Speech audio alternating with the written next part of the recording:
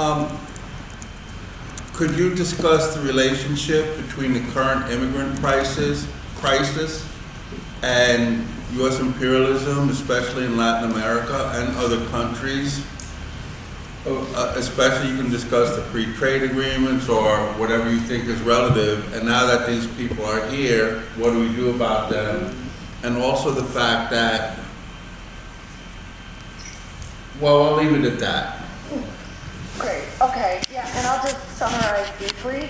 But this is a crisis that has everything to do with U.S. policy, with U.S. militarism, with the overthrow of other democracies. And the exploitation of other economies. For example, we overthrew democracy in Haiti twice in the last 2 decades or so, and consistently have generated the crisis in Haiti, from which people are running for their lives now. And U.S. intervention is not the answer.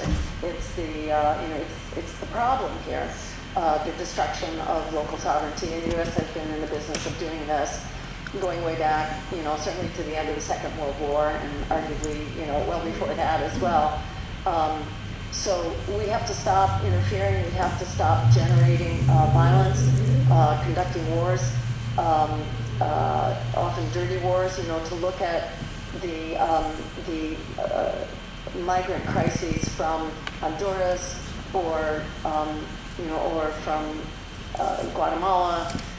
The U.S. was supporting a drug trafficker as the president of Honduras, who was just convicted here for drug trafficking. He was being protected by the U.S. We have foisted the drug wars onto Latin America, which is another source of destabilization and violence from which the migrant crisis is being generated. So, number one, what we have to do to address the migrant crisis is to stop causing it through military and economic destabilization, and also through climate climate destabilization and fossil fuel production, and also the drug wars. Those are 4 things that are generating the crisis, and those can be addressed on day one. We can, for example, legalize, certainly at least marijuana, and we can begin to treat other drug problems as public health problems, not criminal problems. And once you do that, you pull the rug out from under the drug cartels, and that would go a long way to help put an end to some of the drivers of the migrant crisis. What do we do with people who are here? We need to treat them respectfully. We need to, comply with asylum law, and put our resources into proper processing, so that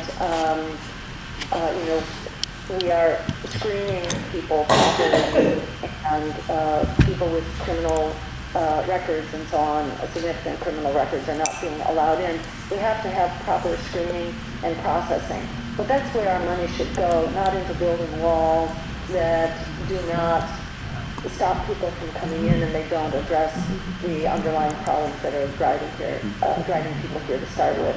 So these are solvable problems, and they should not simply be dumped. Refugees should not be dumped onto local communities, not at the border, and not north of the border.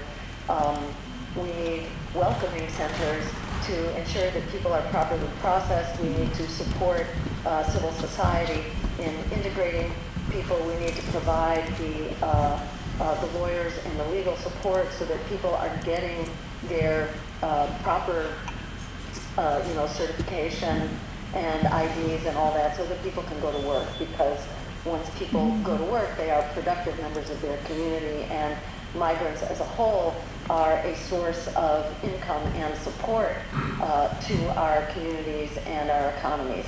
At the same time, we want to stop the destabilization that is forcing people to abandon their communities and their homes in the first place. But that's not a reason to build a wall. That's a reason to stop the crises that's making people flee to start with. Right. Thanks, Jill. We are